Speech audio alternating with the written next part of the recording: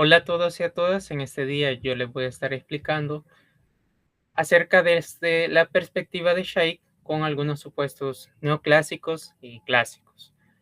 En sí, esta exposición está basada en el capítulo 12, que es el capitalismo, la competencia, conflicto y la crisis. Como introducción, me gustaría hablar un poco acerca de la visión neoclásica con respecto a la ganancia y la visión de Shaikh. La visión neoclásica nos vende que los empresarios son maximizadores de ganancia. Entonces, esto va a venir Shaikh y va a decir que el empresario es un buscador activa de la ganancia. Es decir, en la visión neoclásica, el empresario busca la máxima ganancia posible, sí o sí.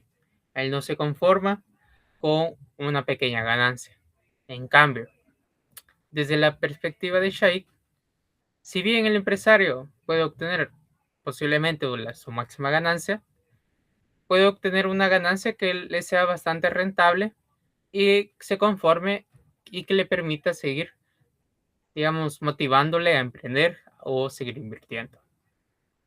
Y como pueden ver abajo está la fórmula de la tasa de ganancia, que está la ganancia entre el capital constante y el capital variable.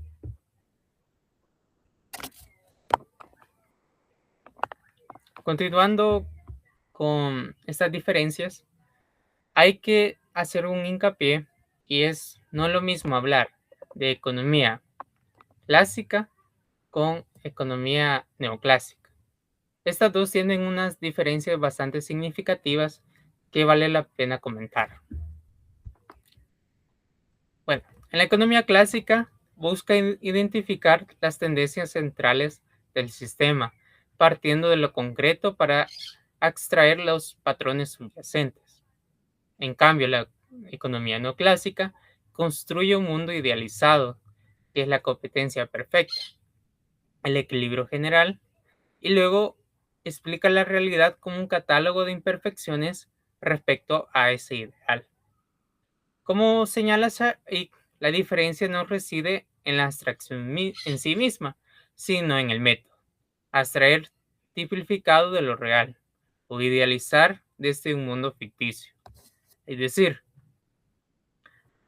si bien hoy en día se nos vende bastante al, digamos, a nosotros que somos estudiantes de economía o de a quienes se dedican a una profesión relacionada a la economía, se nos vende principalmente que los neoclásicos y los clásicos son lo mismo, que si bien tienen muchas ideas que son bastante iguales, hay que diferenciar en esta metodología.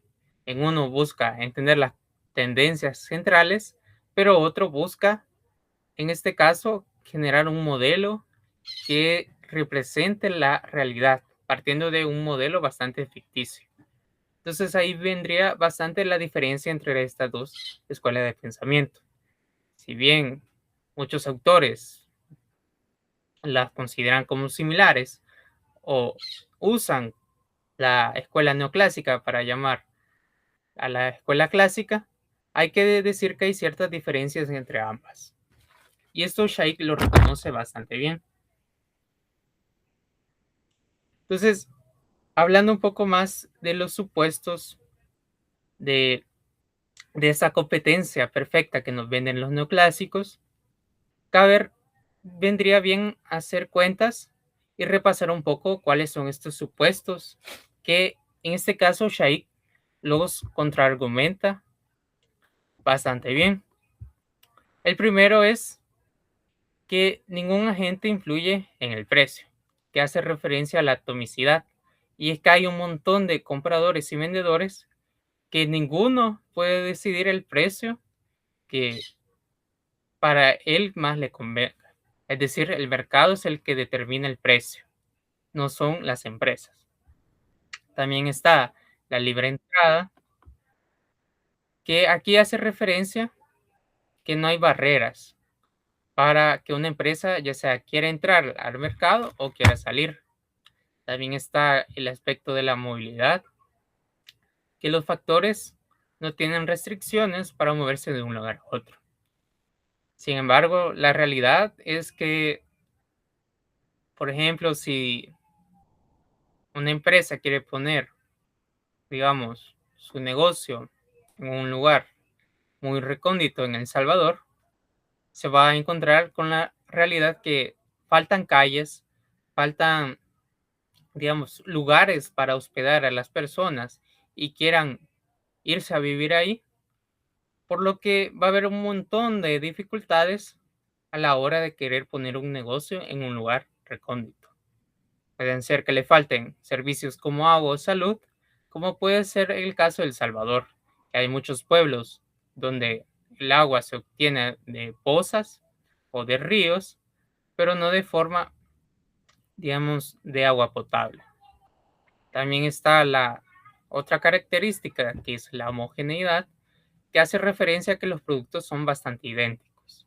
Es decir, el empresario no tiene ventajas con respecto a, digamos, diferenciación o no hay marcas, sino que todos los productos son bastante similares, por lo que el empresario no puede obtener ventajas con respecto a este factor. Y si hay ventajas, son bastante transitorias. Las termina absorbiendo el mercado. Con la información perfecta, aquí hace referencia en que todos los agentes tienen acceso a la información con respecto a que conocen precios, costos, ingresos, cómo se produce y demás factores. Pero la realidad es que no se conocen, digamos, dichos factores o muchas veces las empresas se guardan esta información y no dejan que incluso el Estado sepa esta información bastante vital. Tampoco otra característica que tiene la competencia perfecta son respecto a las externalidades. En este caso, los precios capturan todo, digamos, todos los costos y beneficios sociales relevantes. No existen efectos externos, políticos ni negativos que el mercado no internalice. Entonces, todos estos supuestos del- de la economía neoclásica lo termina contradiciendo Scheich.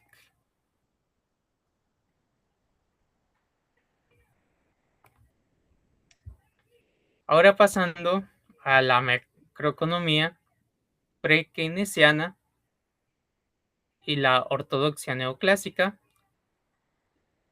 Entonces, viene bien hablar de algunos supuestos bastante interesantes, que habla de los keynesianos. La economía neoclásica desplazó a la economía clásica al adoptar los siguientes supuestos centrales. La producción se determina al nivel de precios de pleno empleo, impulsada por la oferta de trabajo. Otra característica es que la demanda agregada se adapta automáticamente a la oferta mediante ajustes en la tasa de interés, que es la ley de Say. El nivel de precios está determinado por la cantidad de dinero, que es la teoría cuantitativa de dinero. El dinero es neutral, no tiene efectos reales sobre el empleo ni la producción. Bajo este modelo, la intervención del Estado es innecesaria e incluso contraproducente, pues el mercado se corrige a sí mismo de forma automática y eficiente. Esto es lo que nos dice la economía neoclásica.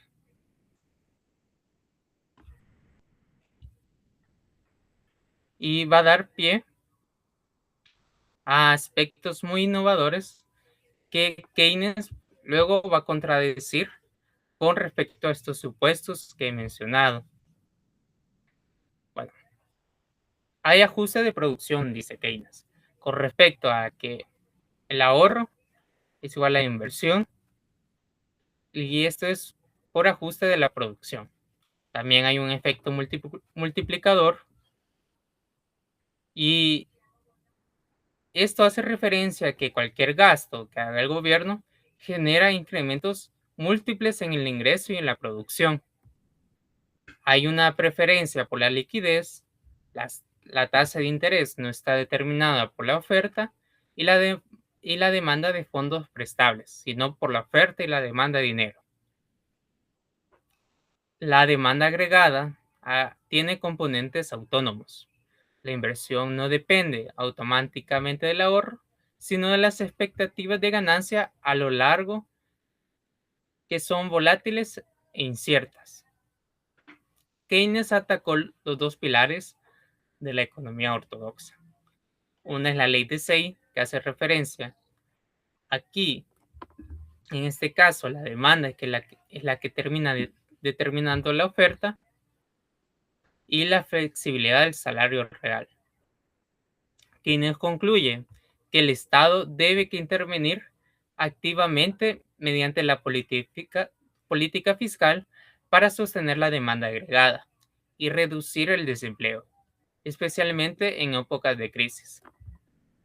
Como podemos ver, una diferencia entre los keynesianos y los neoclásicos es que Keynes contradice prácticamente todos los supuestos que establecen los neoclásicos, diciendo, por así decirlo, todo lo opuesto a lo que ellos promulgan. Keynes tiene una perspectiva más de demanda agregada, y también introduce el efecto de la incertidumbre.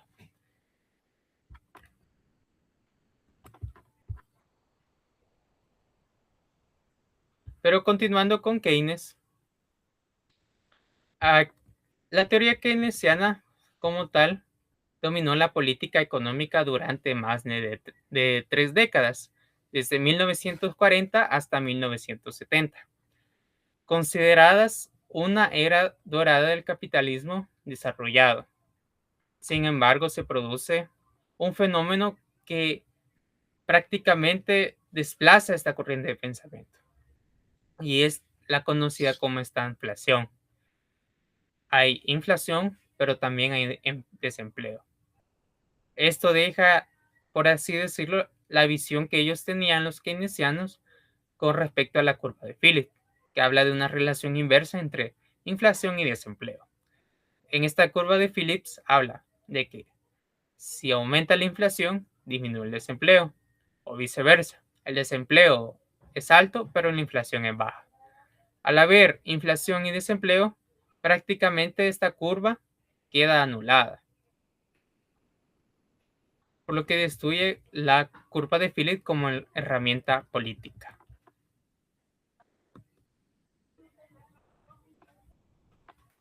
También hay el retorno de la economía, vienen algunos aspectos que son de distintos autores de pensadores económicos. Y es el surgimiento de la ortodoxia neoclásica en sus distintas versiones. Tenemos el monetarismo, que es Friedman, que nos habla que la oferta monetaria es la principal determinante del ingreso nominal. Propone la tasa natural de desempleo como un nivel de equilibrio estructural que el Estado no puede reducir sin generar inflación acelerada. También está la nueva teoría clásica, que es de Lucas, con expectativas racionales. Solo las políticas no anticipadas, es decir, las sorpresas, pueden tener efectos reales transitorios. La política sistemática son ineficientes. También está la teoría económico real de Kirtland y Prescott. Los ciclos económicos son respuestas óptimas de agentes racionales a choques tecnológicos. El desempleo es siempre voluntario. La política económica no puede mejorar los resultados del mercado.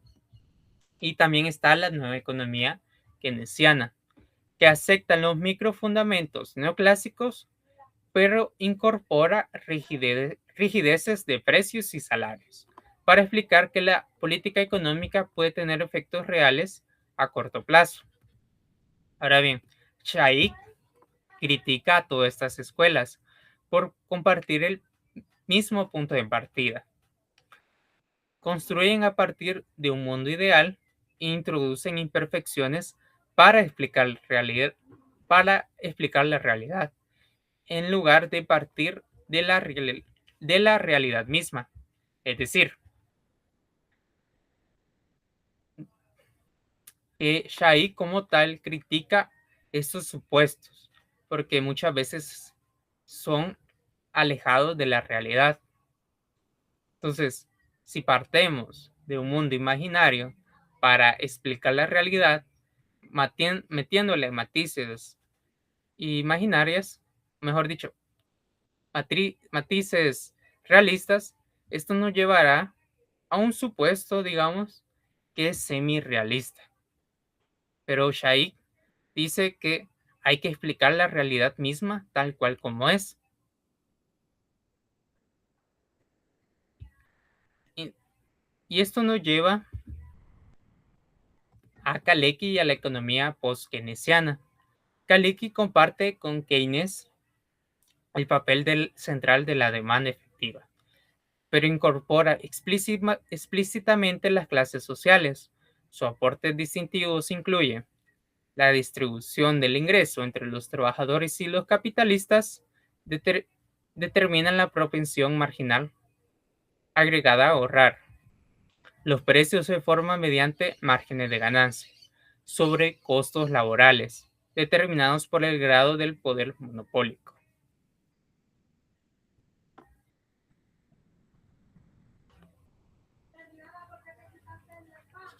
Entonces, hay competencia entre trabajadores, que es la competencia por empleos iguales, turbulentos, los salarios por los de trabajo, y región es un proceso incalculado y permanente.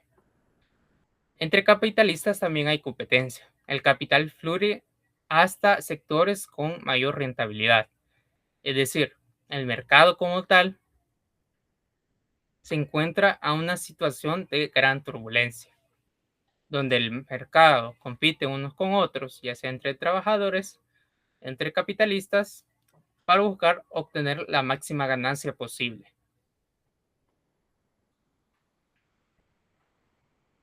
Entonces, la ganancia es ese motor que impulsa la economía, siendo lo que al inversionista o el empresario es lo que va a motivar a que siga, en este caso, motivando al emprender. Si obtiene una ganancia que es bastante rentable, va a seguir, va a seguir invirtiendo. En cambio, su ganancia es muy baja y no lo considera que es capaz de solventar esas tasas de intereses, se va a ver motivado a buscar otro mercado. Entonces, esto nos lleva a las conclusiones, a la propuesta clásica de Shai. Entonces, el equilibrio no es un estado de reposo, sino un proceso turbulento de gravitación en torno a centros de gravedad. El desempleo involuntario persiste emergentemente de la competencia, no de imperfecciones de mercado. La demanda efectiva importa, pero regulada por la tasa de ganancia y la capacidad de utilización normal. Las crisis y la inflación tienen raíces estructurales en la dinámica del capital, no son meras anomalías. Y estas serían como las conclusiones que hemos llegado con respecto a este tema. Muchas gracias.